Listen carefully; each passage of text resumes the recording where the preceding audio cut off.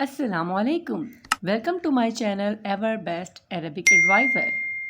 Today we are gonna learn Arabic alphabets. For Arabic alphabets, if we look carefully, we can see a pattern over there. Many alphabets are very similar to each other, but the position of the dot and the numbering of the dot make them different. So, learning the Arabic alphabets in groups is quite easy. Let's get started. Today our first lesson.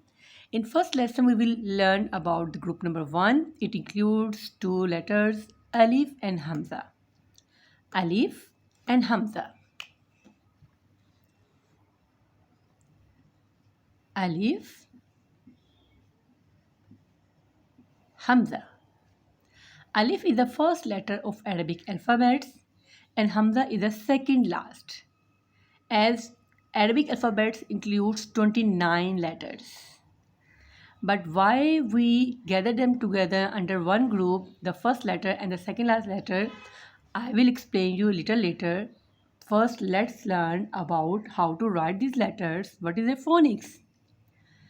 Letter Alif is quite super quiet to write. It's just like a number 1 from up to down a straight line.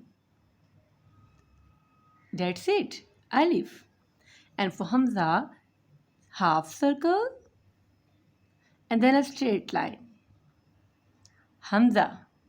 Alif is just like number 1 in numbering, counting, and Hamza. Alif and Hamza both have the same equivalent in English, which is letter A, and their phonics is just like a. You can say just like A in apple. Now I will tell you why we gathered them Alif and Hamza in one group, because Alif and Hamza are interchangeable. Alif can also write like this or like this. Both are the same, only different style writing. If Alif have any sign over or under it, as in Arabics, letters are pronounced with their signs.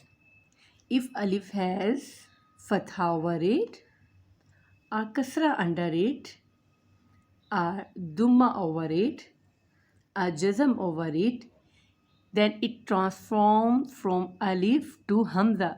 Yes, this is also called Hamza in Arabic. This is transformed Hamza. Fine. Alif, if has fatha, kasra, dumna, jazm, and any of these signs, it is no more Alif. Alif is Alif only when it is a straight line without any sign. You can say as an empty letter. What is the difference between Alif and Hamza is Alif makes a vowel sound, but Hamza does not. When Alif makes a vowel sound, let me tell you, when Alif has fatha before it, or you can say when Alif is followed by fatha, it makes a vowel sound which calls Alif madda. For example, it is a two-letter word in Arabic, lam and alif.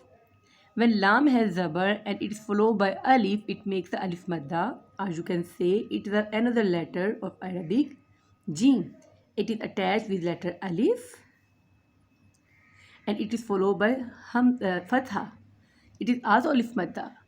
So alif is only alif when it is without any sign, and when it has any sign of fatha, kasra, dumma, jazm, it transforms from alif to hamza, and difference between them is alif make a vowel sound which is called alif madda, but hamza does not. That is enough for today. If you want to learn Arabic in bite-sized lesson, subscribe my channel and visit my site. Assalamu alaikum.